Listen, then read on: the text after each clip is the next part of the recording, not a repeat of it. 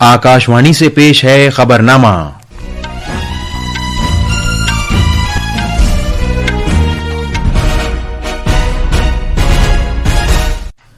आदाब। खबरनामे के साथ मैं जमीर रजवी। सबसे पहले इस वक्त की सुर्खियां। रूस के सदर व्लादिमीर पुतिन 23वीं भारत रूस सालाना सरबराह मीटिंग में शिरकत करने के लिए भारत के 2 रोजा दौरे पर आज नई दिल्ली पहुंचेंगे।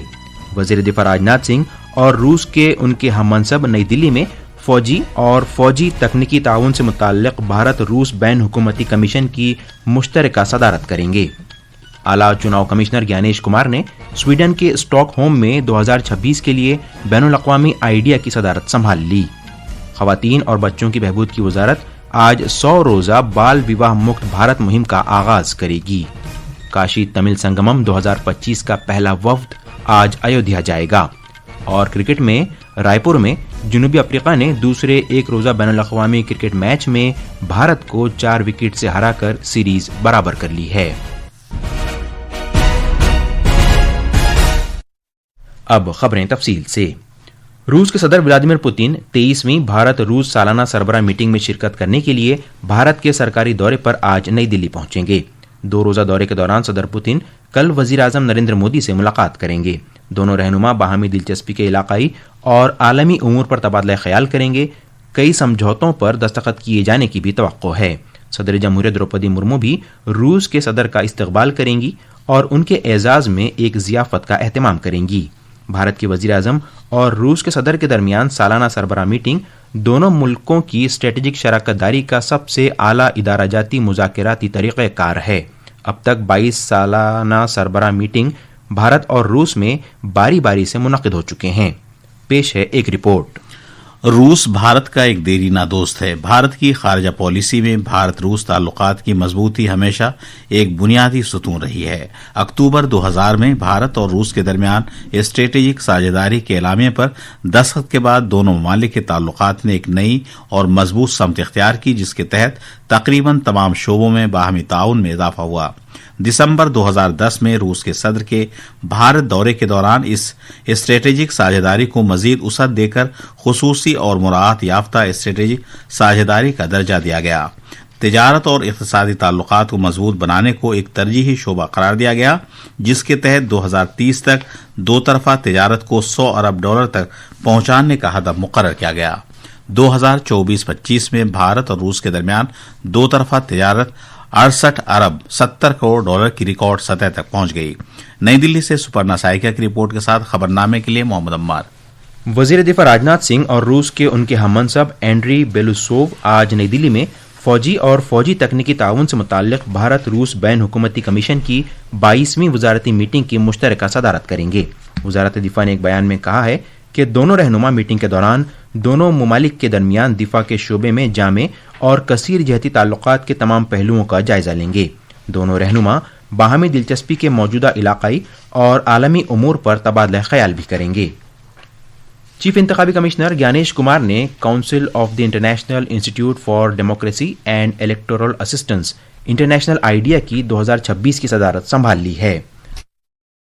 भारत को इंटरनेशनल आइडिया के रुकन ममालिक की जानिब से साल 2026 का सदर चुना गया है। भारत इस इदारे के 14 बानी मुल्कों में से एक है। जनाब कुमार ने स्वीडन के स्टॉकहोम में इंटरनेशनल आइडिया के सदर का ओहदा संभाला। इस दौरान मुनक्किदा तकरीब में स्वीडन में भारत के सफीर अनुराग भूषण भी मौजूद थे। इस दौरान अपनी तकरीर में चीफ इंतखाबी कमिश्नर ज्ञानेश कुमार ने कहा कि भारत न सिर्फ दुनिया की सबसे बड़ी जमहूरियत की बसीरत को बल्कि अपने तहजीबी विरसे की गहरी जड़ों में पेवस्त जमहूरी इक़दार को भी मुश्तरक करने का ख्वाहां है। इंटरनेशनल आइडिया की सदारत दुनिया की जानिब से भारत के इंतखाबी कमीशन को सबसे मोतबर और जिद्दत पसंद इंतखाबी बंदोबस्त के आलमी इदारे के तौर पर तस्लीम करने के अमल में एक संग मील है। यूरोपीय यूनियन की 40 रुकनी मुज़ाकिराती टीम आज नई दिल्ली पहुंचेगी, जो भारत और यूरोपीय यूनियन के दरमियान आज़ादाना तिजारती माहिदे FTA पर बातचीत के सबसे अहम और जामे मरहले की निशानदही करती है। भारत के सालाना आलमी कॉन्क्लेव 2025 से खिताब करते हुए भारत में यूरोपीय यूनियन के सफ़ीर हेर्व डेल्फिन ने कहा कि मौजूदा मुज़ाकिरात बुनियादी तौर पर एक नए मरहले की नुमाइंदगी करते हैं, जिसे उन्होंने यूरोपीय यूनियन اور بھارت کے درمیان آزادانہ تجارتی معاہدے سے متعلق مذاکرات 2.0 قرار دیا۔ خواتین اور بچوں کی بہبود کی مرکزی وزارت بال وواہ مکت بھارت ابھیان کے 1 سال مکمل ہونے کے موقع پر بچپن کی شادی سے پاک بھارت کے لیے آج باضابطہ طور پر ایک 100 روزہ جامع بیداری مہم کا آغاز کرے گی۔ یہ تقریب وگیان بھون میں منعقد ہوگی، جس میں خواتین اور بچوں کی بہبود کی مرکزی وزیر انپورنا دیوی اور وزیر مملکت ساوتری ٹھاکر بھی موجود رہیں گی۔ اس 100 روزہ مہم کو 3 مرحلوں میں تقسیم کیا گیا ہے۔ پہلے مرحلے میں اسکولوں، کالجوں اور یونیورسٹیوں میں بیداری پیدا کرنے پر توجہ مرکوز کی جائے گی، جس کے تحت مباحثے، مضمون نویسی، مکالماتی سیشنز اور عہد لینے جیسے پروگرام منعقد کیے جائیں گے۔ دوسرے مرحلے میں مذہبی رہنماؤں، معاشرے میں اثر و رسوخ رکھنے والے افراد اور شادی سے متعلق خدمات فراہم کرنے والوں کو شامل کیا جائے گا، تاکہ بچوں کے حقوق اور ان کے تحفظ سے متعلق پیغامات کو مزید مؤثر طریقے سے پھیلایا جا سکے۔ تیسرے مرحلے میں گرام پنچایتوں اور میونسپل وارڈز کو ترغیب دی جائے گی کہ وہ اپنے دائرے اختیار میں آنے والے علاقوں میں بچپن کی شادی سے پاک علاقہ بنانے کے لیے قراردادیں منظور کریں۔ گجرات میں ووٹر فہرستوں کی خصوصی تفصیلی نظر ثانی مہم کے حصے کے طور پر 82% سے زیادہ ذاتی معلومات کے فارمز کو ڈیجیٹائز کر دیا گیا ہے۔ ریاست کے چیف الیکٹورل افسر ہریت شکلا نے گزشتہ روز سبھی تسلیم شدہ سیاسی پارٹیوں کے نمائندوں کے ساتھ میٹنگ کی اور جاری SIR کی پیش رفت کا جائزہ لیا۔ گاندھی نگر میں ہوئی اس میٹنگ میں BJP، کانگریس، عام آدمی پارٹی اور بہوجن سماج پارٹی کے نمائندوں نے شرکت کی۔ یہ مہم 11 دسمبر تک جاری رہے گی اور 16 دسمبر کو ووٹر فہرستوں کا مسودہ شائع ہوگا۔ پیش ہے ایک رپورٹ۔ گجرات بھر میں رائے دہندگان کی جانب سے ذاتی معلومات پر کرنے کے بعد جمع کیے گئے فارمز کا ڈیجیٹائزیشن زور و شور سے جاری ہے۔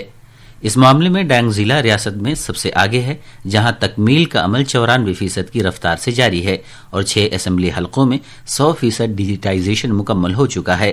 اب تک ظاہر کیے گئے اعداد و شمار سے اس سرگرمی کی کامیابی کا پتہ چلتا ہے، جس میں 16,61,000 رائے دہندگان کو فوت اور 26,000 کو مستقل نقل مکانی کر چکے ووٹرز پایا گیا۔ وہیں 3,06,000 سے زیادہ ووٹرز کا ایک سے زیادہ جگہ اندراج پایا گیا۔ احمد آباد سے اپرنا کھنڈ کی رپورٹ کے ساتھ خبرنامے کے لیے میں اسد اللہ۔ یہ خبرنامہ آکاش وانی سے نشر کیا جا رہا ہے۔ کاشی کے ہنومان گھاٹ، BHU اور سارناتھ سمیت مختلف اہم مقامات کی سیر کے بعد کاشی تمل سنگمم کا پہلا وفد آج ایودھیا جائے گا۔ ہمارے نمائندے کے مطابق ایودھیا میں وفد کے استقبال کے لیے وسیع تر انتظامات کیے گئے ہیں۔ پیش ہے ایک رپورٹ۔ ایودھیا کے ضلع مجسٹریٹ نکھل ٹیکارام نے شری رام آڈیٹوریم کا معائنہ کیا اور وہاں موجود افسران کو ضروری ہدایات دیں۔ تمل ناڈو سے آنے والے تمام وفود باقاعدگی سے ایودھیا کا دورہ کریں گے۔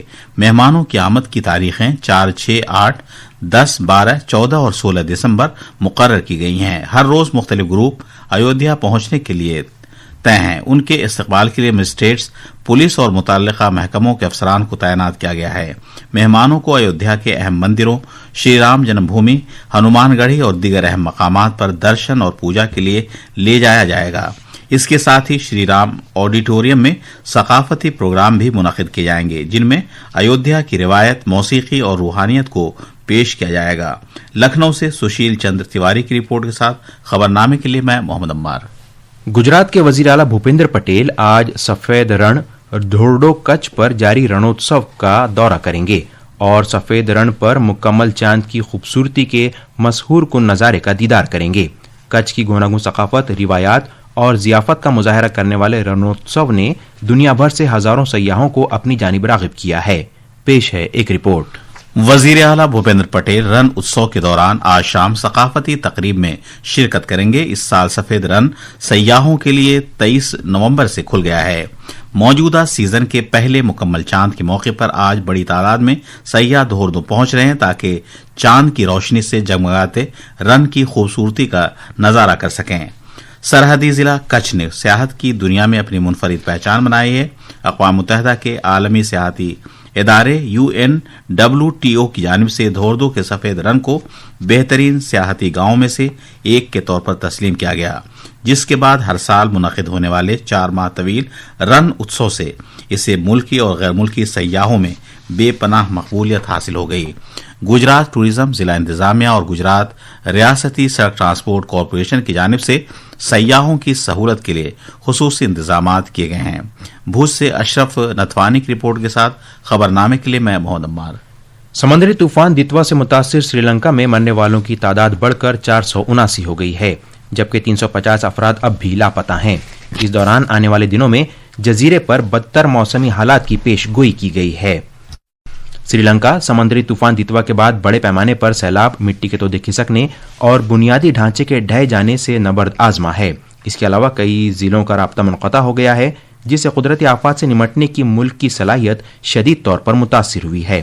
بھارت نے آپریشن ساگر بندھو کے تحت راحت سرگرمیوں میں تعاون کے لیے فضائی، سمندری اور زمینی اثاثوں کا استعمال کرتے ہوئے انسانی ہمدردی کا ہاتھ بڑھایا ہے۔ پیش ہے ایک رپورٹ۔ طوفان ڈٹوا کے سری لنکا میں تباہی مچانے کے چند دنوں بعد، جس میں سڑکیں، پل، بجلی کی لائنز اور ریلوے لائنز شدید متاثر ہوئیں، مقامی حکام اب رابطہ بحال کرنے پر توجہ دے رہے ہیں۔ آپریشن ساگر بندھو کے تحت بھارت نے سری لنکا کو ایک اہم سہارا فراہم کیا ہے۔ بھارتی فضائیہ کے C-17 گلوب ماسٹر طیارے نے گزشتہ رات ایک بیلی برج اور 500 واٹر پیوریفیکیشن کٹس پہنچائی ہیں۔ یہ پہلے سے تیار شدہ، فوراً نصب کیا جا سکنے والا پل ان علاقوں میں زمینی رابطہ بحال کرنے میں مدد دے گا جن کی کنیکٹیوٹی اس طوفان میں کٹ چکی ہے۔ بھارت کی امداد مسلسل جاری ہے، جس میں ریلیف سامان کی ایئر لفٹ، انخلا کے آپریشن اور طبی امداد پورے جزیرے میں شامل ہے۔ خبرنامے کے لیے کولمبو سے میں احمد معین فاروقی۔ انسانی حقوق کی وکالت کرنے والے سرکردہ بلوچ کارکن میریار بلوچ نے فن لینڈ کی جانب سے پاکستان میں اپنے سفارت خانے کو بند کرنے کے فیصلے کی تعریف کی ہے۔ میریار بلوچ نے کہا ہے کہ یہ فیصلہ اسلام آباد حکمرانی میں ناکامی اور بگڑتی ہوئی سلامتی صورتحال کے تئیں سنگین تشویش کی عکاسی کرتا ہے۔ میریار بلوچ نے فن لینڈ کی وزارت خارجہ کے 28 نومبر کے فیصلے پر رد عمل ظاہر کرتے ہوئے یہ بات کہی۔ فیصلے کے مطابق اسلام آباد، کابل اور یانگون میں واقع فن لینڈ کے سفارت خانے 2026 میں بند کر دیے جائیں گے۔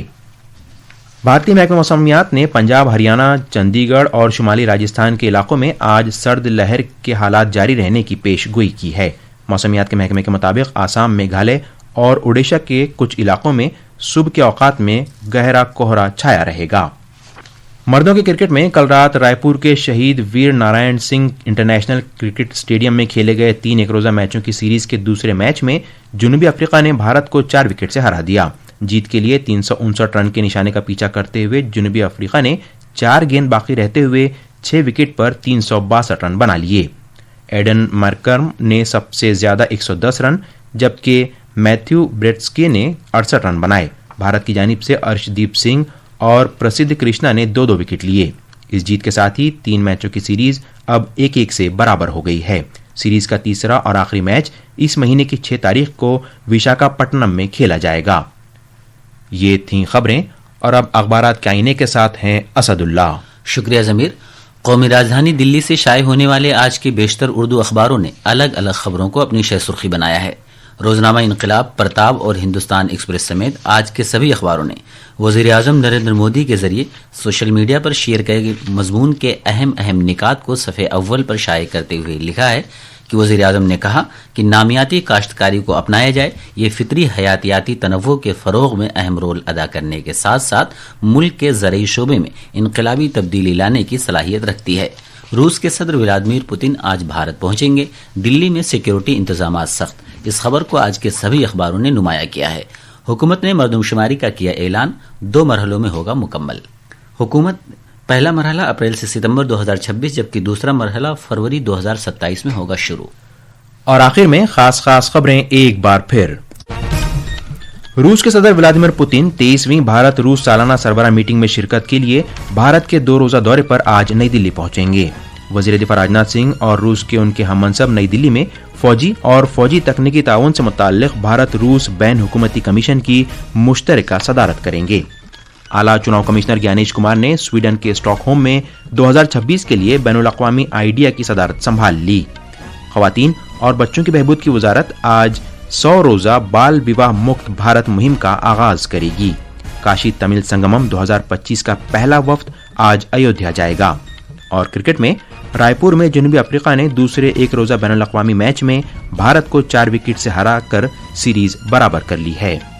اس کے ساتھ ہی آکاش وانی سے خبرنامہ ختم ہوا۔